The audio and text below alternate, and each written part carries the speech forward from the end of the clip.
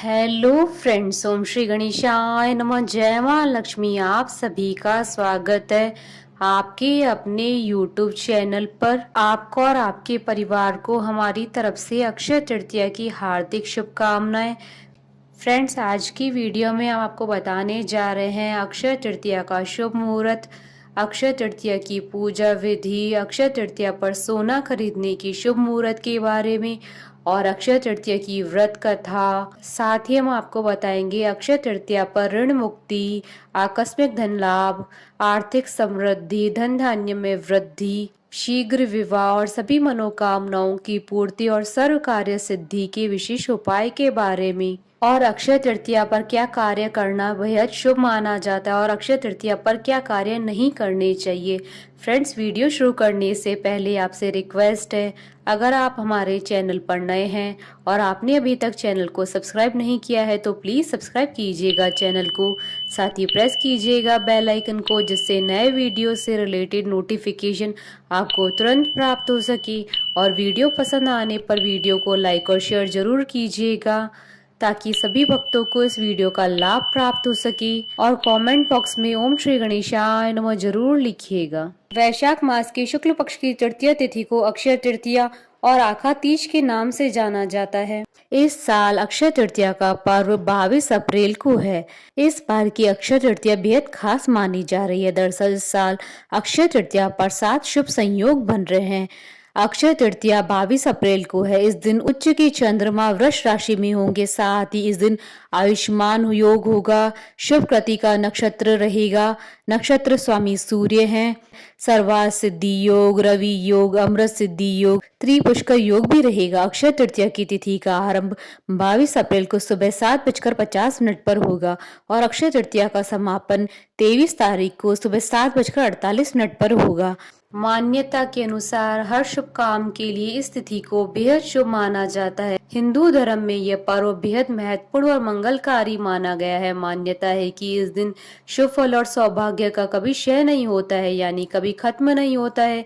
वहीं यह भी माना जाता है कि इस दिन किया हुआ कोई भी कार्य फलदायक सिद्ध होता है। शास्त्रों में लिखा है कि अक्षय तृतीया के दिन बिना मुहूर्त देखे कोई भी शुभ कार्य किया जा सकता है। इस दिन किए हुए हर शुभ कार्य का पूरा पूरा फल प्राप्त होता है। यही कारण है कि इस दिन विवाह, गृह प्रवेश समेत अन्य मंगल कार्य और धार्मिक अनुष्ठान किए जाते हैं। कोई नया व्यापार आरंभ भी इस दिन बिना मुहूर्त देखे किया जा सकता है। पुराणों में बताया गया है कि यह बहुत ही पुण्यदायी तिथि होती है, इसलिए इस दिन किए हुए दान के पुण्य के बारे में मान्यता है कि जो कुछ भी पुण्य कार्य इस दिन किए जाते हैं उनका फल अक्षय होता है, यानी कई जन्मों तक इनका लाभ मिलता है। अक्षय तृतीया के दिन ही भगवान विष्णु के छठे अवतार माने जाने वाले भगवान परशुराम जी का जन्म हुआ था। यही कारण है कि अक्षय तृतीया के दिन भगवान विष्णु की उपासना की जाती है, इसलिए इस दिन परशुराम जी की भी पूजा करने का विधान है। इस दिन माँ गंगा स्वर्ग से धरती पर अवतरित हुई थी। राजा भागीरथ ने गंगा को धरती पर अवतरित कराने के लिए हजारों वर्ष तक तप कर उन्हें धरती पर लाए थे। इस दिन पवित्र गंगा में डुबकी लगाने से मनुष्य के सारे पाप नष्ट हो जाते हैं।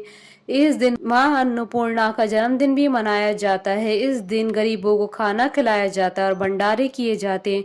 माँ अन्नपूर्णा की पूजन से रसोई और भोजन में स्वाद बढ़ जाता है। अक्षय तृतीया के अवसर पर ही महर्षि वेद व्यास जी ने महाभारत लिखना शुरू किया था। महाभारत को 5वें वेद के रूप में माना जाता है। इसी में ही श्रीमद् भगवत गीता समाहित है। अक्षय तृतीया के दिन श्रीमद् भगवत गीता के 18वें अध्याय का पाठ करना चाहिए।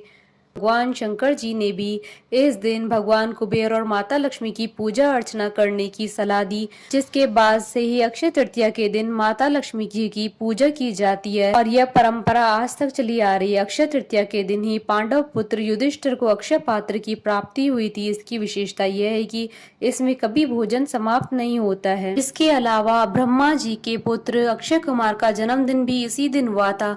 अक्षय तृतीया के दिन को अबूझ मुहूर्त के नाम से जाना जाता है। बद्री नारायण के पट भी इसी दिन खुलते हैं। हयग्रीव का अवतार भी इसी दिन हुआ था। वृंदावन की श्री बांके बिहारी जी के मंदिर में केवल इसी दिन ही श्री विग्रह के चरण दर्शन होते हैं, अन्यथा यह पूरे वर्ष वस्त्रों से ढके रहते हैं। भविष्य पुराण के अनुसार इस दिन की युगादि तिथियों में गणना होती है। सतयुग और त्रेता युग का प्रारंभ भी इसी तिथि से हुआ था। फ्रेंड्स, अब आइए जानते हैं अक्षय तृतीया पर क्या कार्य नहीं करने चाहिए। अक्षय तृतीया के दिन किसी के प्रति अपने दिल में क्रोध का भाव न रखें। अगर इस दिन भगवान विष्णु और माँ लक्ष्मी की आराधना करने के बाद कोई व्यक्ति अपने मन में दूसरों के लिए बुरे भाव रखता है तो माँ लक्ष्मी उनके पास नहीं ठहरती है।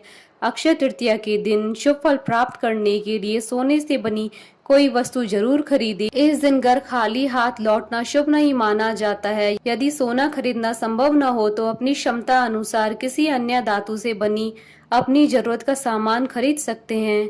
अक्षय तृतीया के दिन लक्ष्मी पूजन के साथ भगवान विष्णु जी की पूजा का भी विशेष महत्व होता है। भगवान विष्णु जी की पूजा में प्रसाद के रूप में तुलसी का उपयोग किया जाता है। ध्यान रखें कि प्रसाद चढ़ाने के लिए तुलसी दल स्नान करने के बाद ही तोड़ना चाहिए, अन्यथा व्यक्ति को शुभ फल की जगह अशुभ फलों की प्राप्ति होती है। समृद्धि और सौभाग्य की इच्छा रखने वाले साधकों को अक्षय तृतीया के दिन भूलकर भी भगवान विष्णु और माँ लक्ष्मी की अलग अलग पूजा नहीं करनी चाहिए। ऐसा इसलिए माँ लक्ष्मी भगवान विष्णु जी की पत्नी है। इस अवसर पर माँ लक्ष्मी और भगवान विष्णु की पूजा एक साथ करने पर अक्षय पुण्य की प्राप्ति होती है।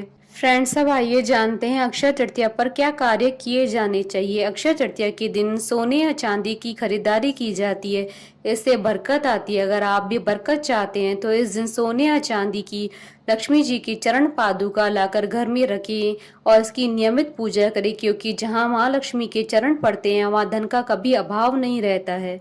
पुराणों के अनुसार इस दिन दान का विशेष महत्व होता है। इस दिन पितरों को दिया गया पिंड दान, तर्पण या फिर किसी भी प्रकार का दान देने से अक्षय फल की प्राप्ति होती है। इस दिन भगवत पूजन और गंगा में स्नान करने से सभी पापों का नाश हो जाता है। इस दिन हर प्रकार का जप, हवन, दान सभी का अक्षय फल प्राप्त होता है। शास्त्रों के अनुसार अक्षय तृतीया के दिन ठंडी चीजें जैसे जल से भरा घड़ा, पंखे, सकोरे, खड़ाऊ, छाता, चावल, नमक, घी, खरबूजा, ककड़ी, सत्तू, इमली, साग इत्यादि चीजों का दान करना शुभ फलदायी माना जाता है। अक्षय तृतीया के दिन नए वस्त्र और नए आभूषण धारण करना विशेष फलदायी माना जाता है। फ्रेंड्स, अब आइए जानते हैं अक्षय तृतीया और सोना खरीदने की शुभ मुहूर्त के बारे में। हिंदू पंचांग के अनुसार इस साल अक्षय तृतीया का पावन पर्व 22 अप्रैल 2023 शनिवार के दिन है। वैशाख शुक्ल तृतीया तिथि प्रारंभ होगी 22 अप्रैल 2023 को सुबह 7:50 पर और वैशाख शुक्ल तृतीया तिथि का समापन होगा 23 अप्रैल 2023 को सुबह 7:48 पर। अक्षय तृतीया पर पूजा का शुभ मुहूर्त रहेगा सुबह 7:50 से दोपहर 12:20 तक। कुल अवधि 4 घंटे 30 मिनट है। और अक्षय तृतीया पर सोना खरीदने का शुभ मुहूर्त रहेगा 22 अप्रैल की सुबह 7:50 से 23 अप्रैल की सुबह 5:48 तक। कुल अवधि 21 घंटे 58 मिनट है। फ्रेंड्स, अब आइए जानते हैं अक्षय तृतीया की पूजन विधि के बारे में। अक्षय तृतीया के दिन किसी पवित्र नदी या सरोवर में स्नान करके साफ वस्त्र धारण करें। इसके बाद एक चौकी लेकर उस पर गंगा जल छिड़के उस पर लाल रंग का वस्त्र बिछाएं। वस्त्र बिछाने के बाद भगवान श्री गणेश, भगवान विष्णु, माता लक्ष्मी और भगवान कुबेर की मूर्तियां तस्वीर स्थापित करें। इसके बाद उन पर अक्षत चढ़ाएं और सफेद कमल या सफेद गुलाब के फूल भगवान विष्णु, माता लक्ष्मी, भगवान गणेश और भगवान कुबेर को अर्पित करें। पुष्प अर्पित करने के बाद नैवेद्य के रूप में जौ, गेहूं या सत्तू, ककड़ी, चने की दाल आदि का चढ़ावा करें। इसके बाद भगवान गणेश, भगवान विष्णु, माता लक्ष्मी और भगवान कुबेर के आगे धूप व दीप जलाकर उनकी विधिवत पूजा करें। पूजा के बाद अक्षय तृतीया की कथा अवश्य पढ़ें या सुने। ऐसा करना बेहद शुभ माना जाता है। कथा सुनने के बाद धूप व दीप से भगवान की आरती करें। आरती उतारने के बाद उन्हें सफेद रंग की मिठाई का भोग लगाएं। इस दिन किसी निर्धन ब्राह्मण को भोजन करवाएं, उनका आशीर्वाद प्राप्त करें और अपने मंगल की कामना करें। फ्रेंड्स, अब आइए जानते हैं अक्षय तृतीया पर किए जाने वाले विशेष उपायों के बारे में।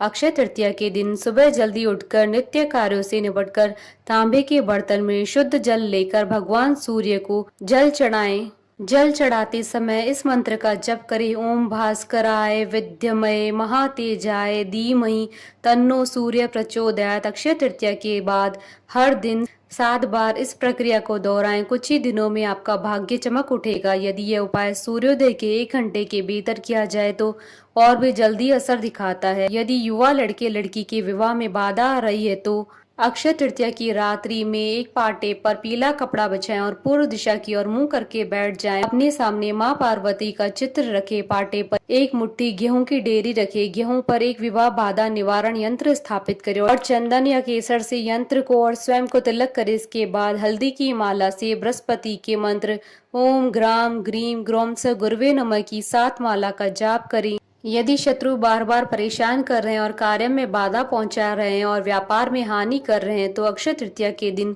मूंगे से बनी हुई हनुमान प्रतिमा की स्थापना अपने घर में करें और इस पर सिंदूर लगाकर लाल मूंगे की माला से ओम हनुमते नमः मंत्र की माला से जाप करें। शीघ्र ही शत्रुओं पर आपकी विजय होगी। अक्षय तृतीया का दिन धन प्राप्ति के लिए सर्वश्रेष्ठ माना गया है। इस दिन दक्षिणावर्ती शंख, 7 गोमती चक्र और 14 सफेद कोड़ियों को कच्चे दूध गंगा जल से स्नान कराकर लाल रेशमी कपड़े पर अपनी पूजा स्थान में स्थापित करें। इन पर केसर का तिलक करें, मिश्री का भोग लगाएं और सुगंधित धूप जलाएं। अक्षय तृतीया के बाद प्रतिदिन इनकी पूजा करते रहें। शीघ्र ही धन संबंधी समस्याएं समाप्त होंगी।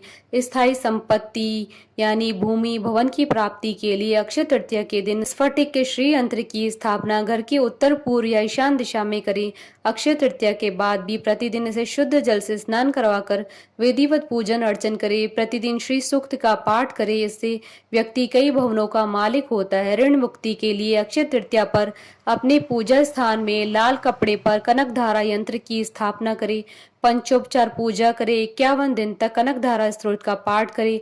आकस्मिक धन प्राप्ति के लिए अक्षय तृतीया से प्रारंभ करते हुए माता लक्ष्मी के मंदिर में प्रत्येक शुक्रवार धूप बत्ती और गुलाब की अगरबत्ती दान करें। इस उपाय को करने से जीवन में अचानक धन की प्राप्ति के योग बनते हैं। फ्रेंड्स, अब आइए प्रारंभ करें अक्षय तृतीया की कथा। धर्म ग्रंथों के अनुसार अक्षय तृतीया की 2 कथाएं प्रचलित है। पहली कथा, अक्षय तृतीया की कथा सुनना और पढ़ना दोनों ही बहुत लाभकारी होता है। अक्षय तृतीया को लेकर भगवान श्री कृष्ण और सुदामा की एक कथा प्रचलित है। कथा के अनुसार श्री कृष्ण के बचपन के मित्र सुदामा इसी दिन श्री कृष्ण के द्वार पर उनसे अपने परिवार के लिए आर्थिक सहायता मांगने गए थे। भेंट के रूप में सुदामा के पास केवल एक मुट्ठी भर चावल थे। श्री कृष्ण से मिलने के बाद अपना भेंट उन्हें देने में सुदामा को संकोच हो रहा था, किंतु भगवान कृष्ण ने मुट्ठी भर चावल सुदामा के हाथ से ले लिया और बड़े चाव से खाया। और सुदामा श्री कृष्ण के अतिथि थे। श्री कृष्ण ने उनका भव्य रूप से आदर सत्कार किया। ऐसे सत्कार से सुदामा बहुत ही प्रसन्न हुए, किंतु आर्थिक सहायता के लिए श्री कृष्ण से कुछ भी न कहना उचित समझा। वह बिना कुछ बोले अपने घर के लिए निकल पड़े। जब सुदामा अपने घर पहुंचे तो दंग रह गए। उनके टूटे फूटे झोंपड़े के स्थान पर एक भव्य महल था और उनकी गरीब पत्नी और बच्चे नए वस्त्र और आभूषण पहने थे। सुदामा को यह समझते देर न लगी कि यह उनकी मित्र और विष्णु अवतार भगवान कृष्ण के आशीर्वाद के कारण प्राप्त हुआ है। यही कारण है कि अक्षय तृतीया को धन संपत्ति की लाभ प्राप्ति से भी जोड़ा जाता है। अक्षय तृतीया की दूसरी कथा। एक समय की बात है कि धर्मदास नाम का व्यक्ति अपने परिवार के साथ एक गांव में रहता था। वह बहुत ही निर्धन था। वह हमेशा अपने परिवार के पालन पोषण के लिए चिंतित रहता था। उसके परिवार में सदस्यों की संख्या बहुत अधिक थी। धर्मदास भगवान में बहुत आस्था रखता था। एक बार उसे किसी ने अक्षय तृतीया का व्रत रखने की सलाह दी, जिसके बाद उसने अक्षय तृतीया का व्रत करने के लिए सोचा। वह अक्षय तृतीया के दिन ब्रह्म मुहूर्त में उठा और गंगा नदी में स्नान करने गया। उसके बाद उसने विधि विधान से भगवान विष्णु जी की आराधना की। उस दिन अपनी सामर्थ्य के अनुसार पंखा, जौ, सत्तू, चावल, नमक, गेहूं, गुड़ आदि वस्तुएं भगवान जी के चरणों में रखकर ब्राह्मण को अर्पित कर दी। इतना सब दान में जाता देख उसकी पत्नी और उसके परिवार वालों ने उसे रोका। उन्होंने कहा कि अगर आप इतना कुछ दान में देंगे तो परिवार का पालन पोषण कैसे होगा। फिर भी धर्मदास अपने कर्म से विचलित नहीं हुआ। उसने ब्राह्मण को सब कुछ दान दे दिया। जब भी अक्षय तृतीया आती वह इसी प्रकार दान पुण्य करता था। उसके जीवन में अनेक विपरीत परिस्थितियां आई, पर वह अपने कर्म को करने से पीछे नहीं हटा। इस जन्म के पुण्यों के फलों की प्राप्ति के रूप में अगले जन्म में वह राजा कुशावती के रूप में पैदा हुआ, जो बहुत ही महान प्रतापी राजा थे। उसके राज्य में सभी प्रकार के सुख थे, किसी भी प्रकार की कोई कमी नहीं थी। उन्होंने अपने जीवन में किसी भी तरह का अन्याय नहीं किया। उनकी इस कर्म के रूप में अक्षय तृतीया का फल हमेशा मिलता रहा। जिस प्रकार भगवान ने धर्मदास के ऊपर अपनी कृपा बरसाई, उसी प्रकार जो भी इस कथा को सुनता है, भगवान की विधि विधान से घात पूजा करता है, दान करता है, उसे इस व्रत के शुभ फल अवश्य प्राप्त होते हैं। बोलिए भगवान विष्णु की जय, सनातन धर्म की जय। हमारे साथ इस वीडियो में अंत तक बने रहने के लिए आपका धन्यवाद। ओम श्री गणेशाय नमः। जय मां लक्ष्मी।